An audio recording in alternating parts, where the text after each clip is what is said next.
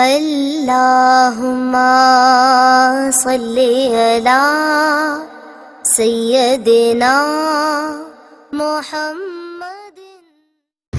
آج کا سبق سورہ مائدہ کی آیت نمبر 96 سے ہے۔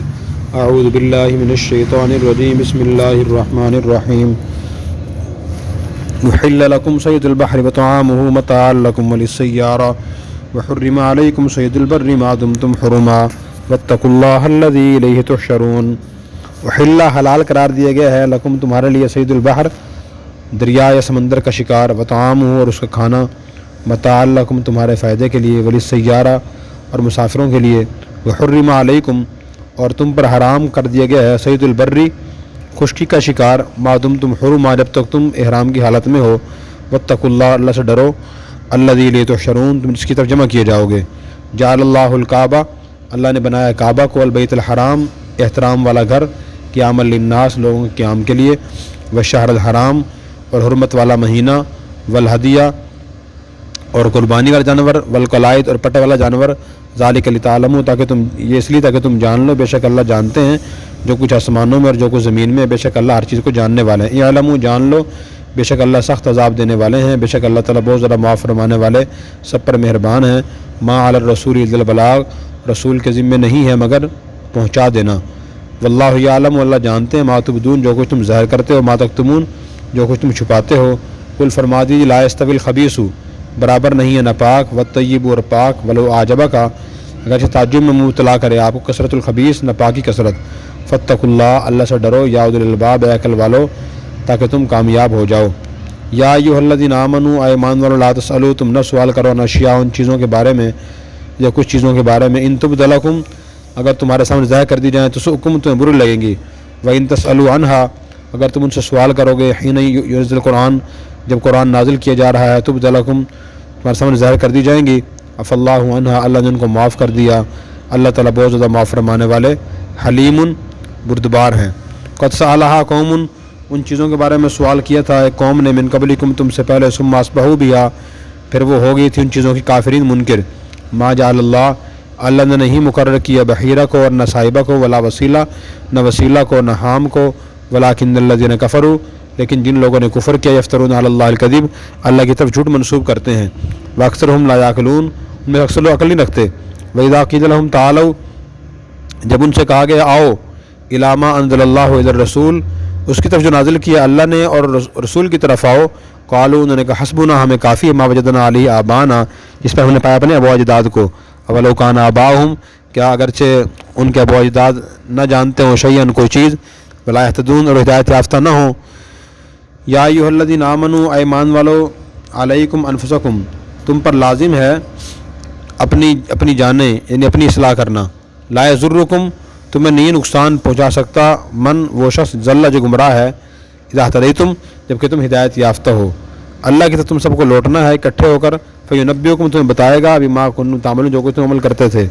یا ایھا الذین آمنوا اے ایمان والو شہادۃ بینکم تمہاری آپس میں گواہی ہونی چاہیے، اذا حضر احدکم الموت جب تم میں سے کسی کے موت قریب آئے، حین الوصیہ وصیت کے وقت، اثنان دو آدمی ہوں، ذوا عدل منکم تم میں سے انصاف کرنے والے ہوں، او آخران من غیرکم کہ دوسرے دو ہوں تمہارے علاوہ، ان انتم ضربتم فی الارض اگر تم زمین میں سفر کر رہے ہو، فاصابتکم مصیبۃ الموت تمہیں پہنچ جائے موت کی مصیبت، تحبسونہما تم ان کو روکو، من بعد الصلاۃ نماز کے بعد، فیقسمان باللہ وہ اللہ کی قسمیں اٹھائیں، ان ارتبتم اگر تمہیں شک ہو، کیا کہیں وہ، لا نشتری بھی ثمنا قلیلا ثمنا ہم نے نہیں خریدا اس بدلے میں ثمن کوئی قیمت، اگرچہ ولو کان ذا قربى اگرچہ وہ قریبی رشتہ داری کیوں نہ ہو، ذالکم اشارۃ اللہ اور ہم نہیں چھپائیں گے اللہ کی گواہی کو، انا اذا لمن الآثمین ورنہ تب تو ہم گنہگار ہوں گے، فإن عسر اگر وہ واضح ہو علی انہم استحقا اثما کہ وہ دونوں مستحق ہوئے ہیں گناہ کے یا انہوں نے گناہ کمایا ہے، فآخران یقومانی دوسرے دو کھڑے ہوں مقامہما ان کی جگہ، من الذین ان لوگوں میں سے استحق علیہم الاولیان جن پر دعویٰ کیا ہے پہلے دو نے، فیقسمان باللہ وہ اللہ کی قسمیں اٹھائیں، لشہادتنا کہ بے شک ہماری گواہیاں احق من شہادتہما انہی گواہی سے ذرا مضبوط ہے، وما اعتدینا ہم نے حد سے تجاوز نہیں کیا، انا اذا لمن الظالمین ورنہ تب تو بے شک ہم ظالم ہوں گے۔ ذالک ادنیٰ یہ طریقہ اس لیے بتایا کہ ذرا قریب ہے آئیں اتوب شہادت علی وجہا کہ وہ گواہی کو لے کر آئیں صحیح طریقے سے، او یخافوا یا وہ ڈر جائیں ان ترد ایمانہم قسمیں لٹائی جائیں گی بعد ان قسموں کے بعد، واتقوا اللہ واسمعوا اللہ سے ڈرو اور سنتے رہو، بے شک اللہ نہیں اور اللہ تعالیٰ نہیں ہدایت دیتے نافرمان قوم کو۔ آیت نمبر 96 میں اللہ تعالیٰ نے یہ فرمایا کہ جو آدمی احرام کی حالت میں نہ ہو تو یا عام حالت میں ہو، ہاں احرام کی حالت میں ہو،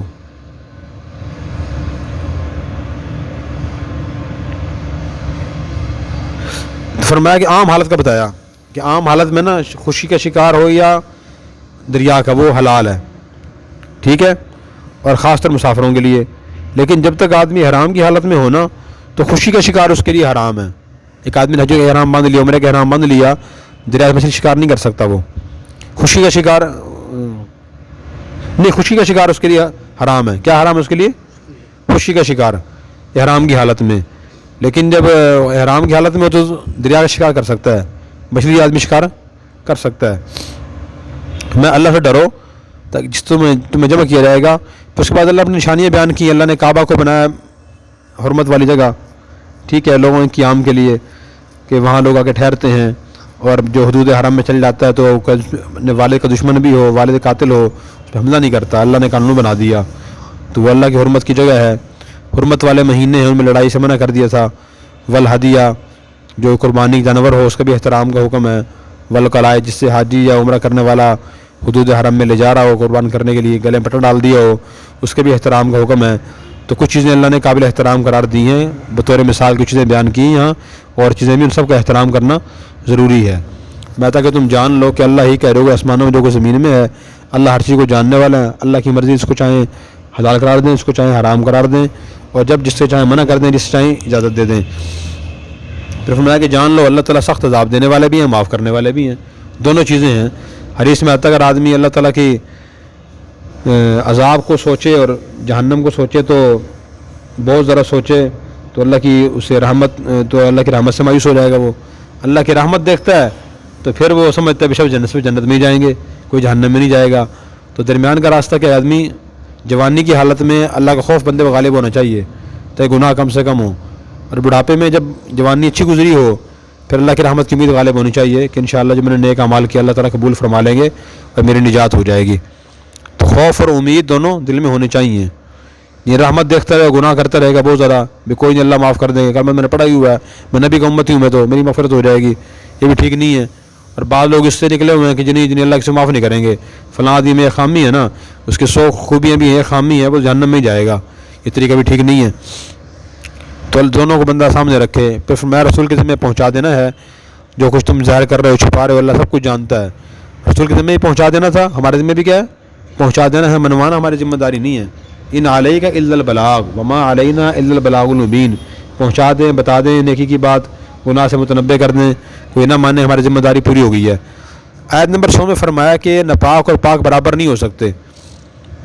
ناپاک اور پاک کا مفہوم عام ہے، دولت ہو، دنیا کا سامان ہو، باتیں ہوں، برے نظریات ہوں۔ اگر کسی زمانے میں دولت بہت ذرا یعنی کسی کے پاس دولت آ گئی لیکن آئی ناپاک طریقے سے ہے، دوسرے آدمی کے پاس دولت پاک طریقے سے آئی ہے، تو جس کے پاس دولت کم ہے اور پاک طریقے سے آئی ہے وہ ناپاک دولت والے کی کثرت دیکھے تعجب میں مبتلا نہ ہو، کتنا کما لیا اس نے، کتنے پیسے آ گئے اس کے پاس، کتنی کوٹھیاں ہیں، کتنی زمینیں ہیں، کتنی جائیدادیں ہیں، کتنا بڑا عہدہ ہے۔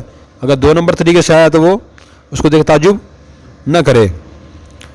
اللہ سے ڈرو عقل والو تاکہ تم کامیاب ہو جاؤ۔ تو پاک چیز کی بندہ تلاش کرے، ناپاک کی تلاش نہ کرے، ناپاک ذرا بھی ہو اس کا انجام برا ہے، انجام اس کا اچھا نہیں ہے۔ پھر آیت نمبر 101 میں اہم ہدایت فرمائی کہ تم فضول سوالات نہ کرو۔ شروع میں صحابہ کرام معلوم نہیں تھا، فضول سوالات کرتے رہتے تھے، یا رسول اللہ میرا والد کون ہے، لوگ کہتے ہیں آپ حرامی ہو، بتاؤ میں حلالی ہوں یا حرامی ہوں۔ کسی نے کہا جی میرے والد صاحب فوت ہو گئے، جنتی ہیں، جہنمی ہیں، تو حضور کو ناگواری ہوتی تھی، بے سوالات کیوں کرتے ہیں یہ؟ تو منع فرمایا کہ فضول سوالات نہ کرو۔ اگر اللہ تمہاری حقیقت واضح کر دیں تو تمہیں برا لگے گا۔ تم سے پہلے قوم نے ایسے سوالات کیے تھے، بنی اسرائیل نے، حقیقتیں واضح ہو گئی تھی، پھر ان کو برا لگا تھا۔ اگر ایک آدمی کہتا ہے جی لوگ کہتے ہیں تو حلالی پتنی حرامی ہے یا حلالی ہے، تو خدا نہ خواستہ وہ حلالی نہیں ہے، نبی کہتے ہیں تو حلالی نہیں ہے، پکی مور لگ جائے گی نا ہمیشہ کے لیے۔ لوگ کہیں گے تو نبی نے خود کہہ دیا کہ یہ حلالی نہیں ہے۔ اب بات پردے میں ہے، کچھ سمجھ رہے ہیں حلال ہے، کچھ کہہ رہے ہیں حرامی ہے، تو بندہ خاموشی اختیار کرے. تو بغیر ضرورت کے سوالات نہیں کرنے چاہیے. بغیر ضرورت سوال کون سے ہوتے ہیں؟ جس کا تعلق اپنے عقیدے بنیادی کی عقائد سے نہ ہو، اپنے عمل سے نہ ہو، جنت جہنم سے نہ ہو، حرام و حلال سے نہ ہو، جائز ناجائز سے نہ ہو. فضول سوالات کون سے ہیں؟ نوح علیہ السلام نے جی کی کشتی میں آخری جانور کون سا بیٹھا تھا؟ اصحاب کا کتے کا رنگ کیسا تھا؟ آدم علیہ السلام جنت میں کون سا درخت کھایا تھا؟ قرآن کریم میں کہیں لکھی ہوئی باتیں نہیں ہیں. یہ ان کو جاننا فرض بھی نہیں ہے، واجب بھی نہیں ہے، سنت بھی نہیں ہے. اس طرح کے لوگ پہلے یہ پوچھتے ہیں. ٹھیک ہے، تو بھائی کون سے سوالات کریں؟ بھی نماز کے فرائض کیا ہیں، واجبات کیا ہیں، دین کے فرائض کیا ہیں، ہمارے دین میں حقوق کیا ہے، اچھے اخلاق کون کون سے ہیں، دیکھیں ہم ہمارے اندر ہیں یا نہیں، بد اخلاقیں کون سی ہیں، دیکھیں ہمارے اندر ہیں تو نہیں، اگر ہے تو ختم کرنے کی کوشش کریں. حلال اور گناہ کو، حلال چیزیں کون سی ہیں، حرام کون سی ہیں، گناہ کون سے ہیں، نیک کام کون سے ہیں، یہ کرنے والے سوالات ہیں. میں فضول سوالات نہ کرو، اچھے سوال کرو. پھر اس کے بعد اللہ تعالیٰ نے آیت نمبر 103 میں فرمایا کہ اللہ نے بحیرہ صاحبہ وسیلہ نہیں بنائے. جانور سے جو مشرکین نے حرام کیے ہوئے تھے. بحیرہ کسے کہتے تھے؟ تو سید الرسیر رحمۃ اللہ علیہ کی روایت بخاری شریف میں انہوں نے تفسیر فرمائی ہے. انہوں نے فرمایا کہ بحیرہ کہتے تھے اس جانور کو جس کا جاہلیت والے، اس اونٹنی کو جس کا زمانہ جاہلیت کے لوگ دودھ نکالنا چھوڑ دیتے تھے کہ یہ بتوں کے نام کی ہوگی، بس دودھ نہیں نکالتے تھے. اور صاحبہ کہتے تھے اس جانور کو، اس کو آزاد چھوڑ دیا کرتے تھے کہ اس پہ وزن نہیں لا دیں گے، سواری نہیں کریں گے، یہ بھی آزاد ہے، اونٹنی ہے، اونٹنی ہے. وسیلہ کہتے تھے اس اونٹنی کو جو مسلسل کچھ بچے جن لیتی، مادہ بچے 3 7 5 پہ چھوڑ دے رہے، اب اس نے کام پورا کر دیا ہے، اب انہیں اس پہ سامان لا دیں گے نا، دودھ نکالیں گے اس کا، یہ حرام ہوگی ایک طرح سے. اور حام کہتے تھے اس اونٹ کو کہ جو کچھ بار جفتی کرتا اس سے 10 12 یا 8 7 بچے پیدا ہو جاتے نر اس کی جفتی سے، چھوڑ دیتے کہ اب ہمارے اس نے کام پورا کر دیا اپنا، اب محفوظ ہے، اب اس مزید کام نہیں لیتے، اس نے سے سواری کریں گے، اس کے اوپر نہ وزن لا دیں گے نہ کوئی اور کام کرائیں گے، اس سے چھوڑ دیں گے اس کو. حرام سمجھتے تھے ان کو. تو اللہ تعالیٰ نے تو حرام قرار نہیں دیا. لوگ اللہ جھوٹ منسوب کر رہے ہیں. میں نے کل تمہیں بتایا تھا کہ بھائی جو چیزیں اللہ نے حلال قرار دی اس کو حرام نہ سمجھیں. جیسے حرام کو حلال کہنا گناہ ہے، اس طرح حلال کو حرام کہنا بھی گناہ ہے. اور ایسے معاشرے میں رسومات پھیل جاتی ہیں، لوگ سمجھتے رہتے ہیں ایسے ہی.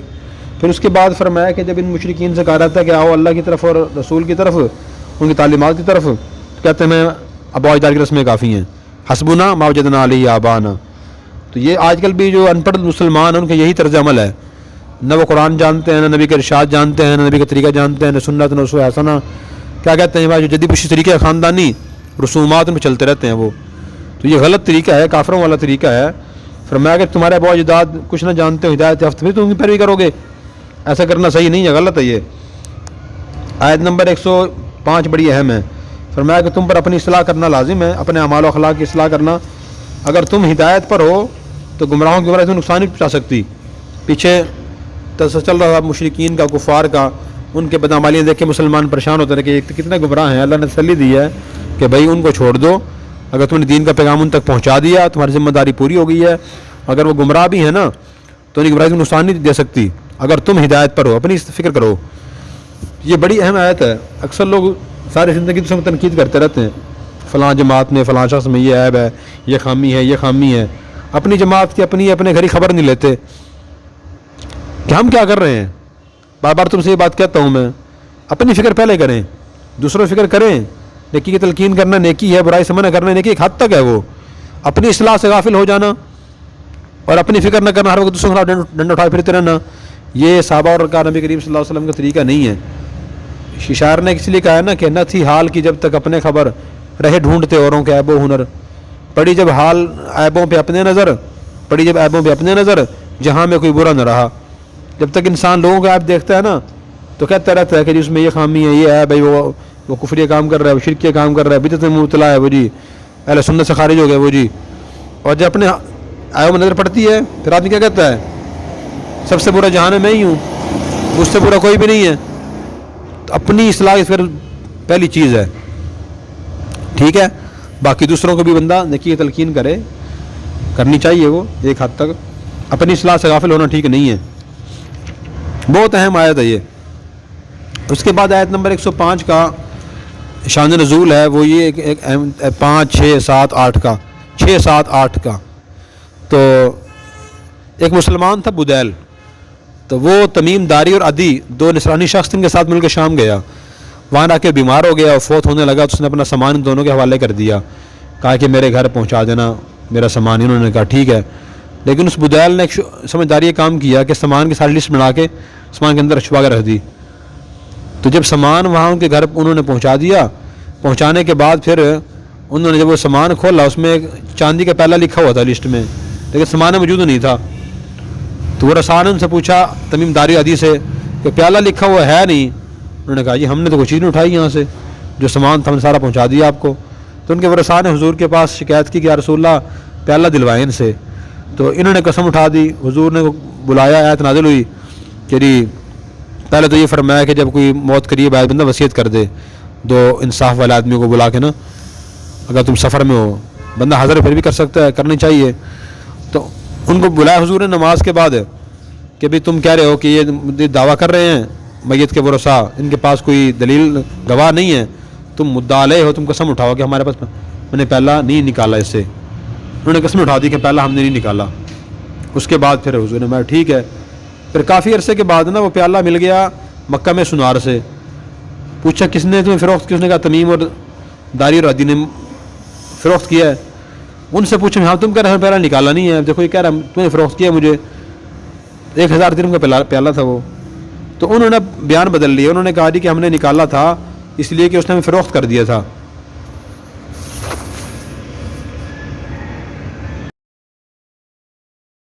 اور ہمارے پاس کوئی گواہ نہیں تھا پیالہ خریدنے کا، اس لیے ہم نے پہلے یہ کہا تھا کہ ہم نے وہاں سے نہیں نکالا. تو اب اس صورت میں وہ مدعی بن گئے اور ورثاء مدعا علیہ بن گئے.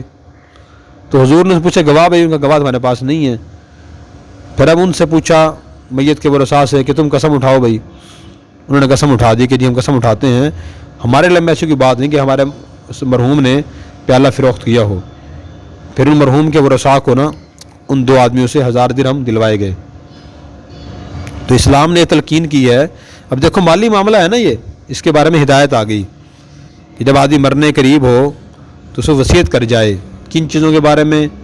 جو وصیت کرنے قابل چیزیں ہیں.